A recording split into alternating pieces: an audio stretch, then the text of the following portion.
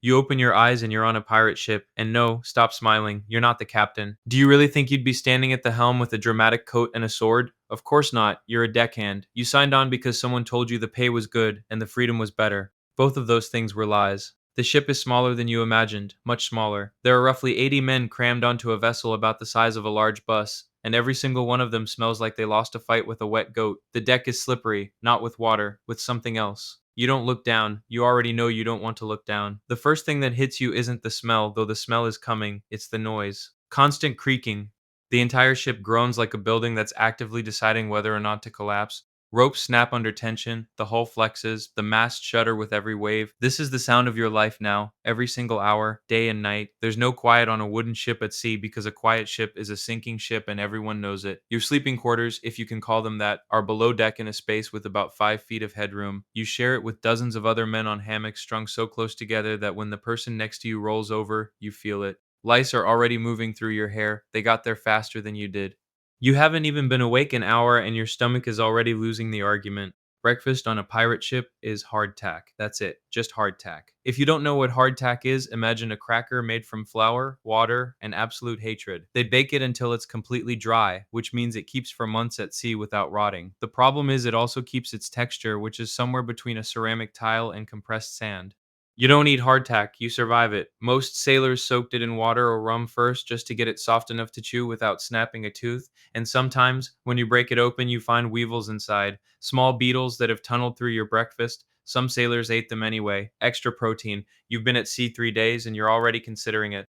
The drinking situation deserves its own conversation. Fresh water goes bad fast in wooden barrels at sea. It turns green. Things grow in it. Things you can't identify and really don't want to. So the ship carries rum instead. Not because pirates were fun-loving adventurers who enjoyed a good time, but because rum doesn't spoil and won't give you dysentery on the spot. You drink it watered down, called grog, starting in the morning and going until you run out. And before you think that sounds like a decent arrangement, remember that this is the only liquid you're getting.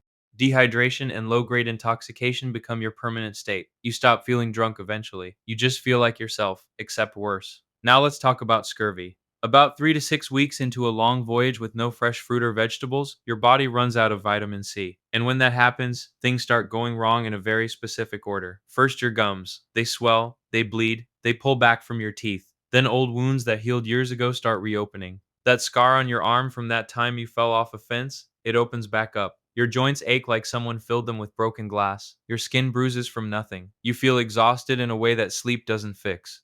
Scurvy killed more sailors than storms, pirates, and cannon fire combined during the age of sail. And the worst part is the cure was sitting right there the entire time. Limes, lemons, oranges, fruit that most ships simply didn't carry because it was expensive and took up space that could hold more rum. You've been at sea for 2 weeks now, and someone on board is sick. Not scurvy sick, actually sick, feverish, shaking, making sounds that bounce off the hull at 3 in the morning. The ship's doctor, if there is one, is usually just the barber surgeon, the same man who cuts hair and pulls teeth, now tasked with diagnosing whatever is spreading through a floating wooden box of 80 unwashed men. His medical toolkit is roughly what you'd find in a bad kitchen drawer: a saw for amputations, a probe for wounds, maybe some cloth for bandages that hasn't been washed since the last person used it. Anesthesia doesn't exist. You get rum. Same rum as breakfast. He'll cut, drain, stitch, and charge you later. And if he can't figure out what's wrong, he'll probably bleed you. Because of course he will. Here's what a typical day actually looks like for you. You have a 4-hour watch shift, which means you stand at your post and watch for things. Ships, rocks, weather, other things you don't want to hit. Then you're off for 4 hours, then back for 4 more, around the clock, no exceptions, including the middle of the night. Actual uninterrupted sleep is not something you get anymore. You get fragments. 2 hours here, 3 hours there, always interrupted by a bell or a shout or someone needing the hammock you're currently in. Sleep deprivation was so standard that sailors stopped noticing it. They just operated in a permanent fog and called it normal. Discipline on a pirate ship is a complicated thing.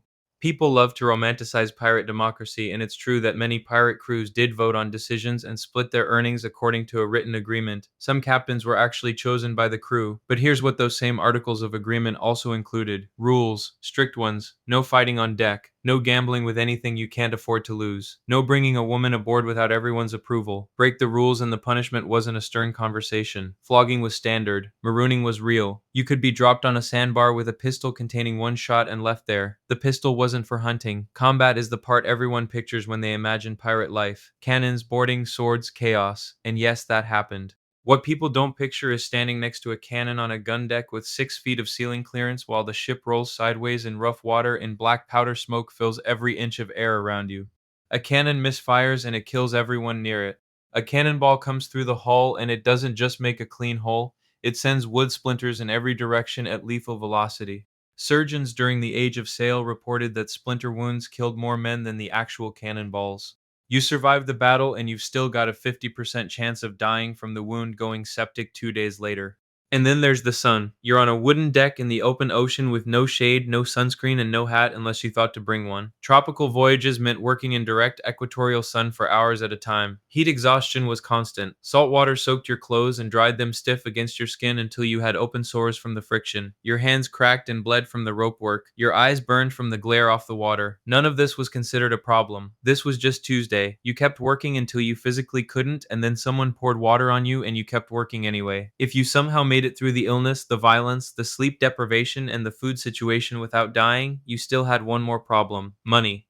Pirate ships ran on the promise of a big score. That was the whole pitch. The reason a man signed on was the chance at real wealth, more than he'd make in years of legal work, and sometimes that happened. But sometimes the ship spent months at sea finding nothing worth taking. Sometimes the prize ship was faster. Sometimes the cargo wasn't worth what the fight cost. The split after a successful raid divided between 80 men according to rank often came out to less than a laborer in London made in a month, and if you were captured by a Navy vessel, the career ended at a public hanging on the waterfront, which the Navy specifically scheduled at low tide so the body would be visible longer as a warning to anyone watching from the docks.